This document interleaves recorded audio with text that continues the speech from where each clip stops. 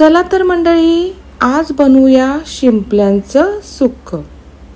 तर हे बघा, मी मोठ्या साईजच्या शिंपल्या आणलेल्या आहेत। तर पहिल्यांदा तर या आपल्याला 10 मिनिटं उकडवून घ्यायचे आहेत। थंड झाल्यावर याच्या अशा पद्धतीत आपल्याला गोळे काढून घ्यायचे आहेत। हे बघा, मी असे सर्व गोळे काढून घेतलेले आहेत। आता करूया फोडणीची तयारी। गॅसवर ठेवलेला आहे पॅन, त्याच्यात घालायचं आहे तेल। तेल गरम झालं की त्याच्यामध्ये आलं, लसूण, मिरची, कोथिंबीरची पेस्ट घालायची। ही पेस्ट छान परतवल्यानंतर त्याच्यामध्ये 2 मध्यम आकाराचे कांदे घालायचे। कांदेही ट्रान्सपरंट होईपर्यंत आपल्याला छान असे परतवून घ्यायचे आहेत। त्याच्यानंतर त्याच्यामध्ये एक मोठा साईजचा टोमॅटो बारीक चिरून घालायचा।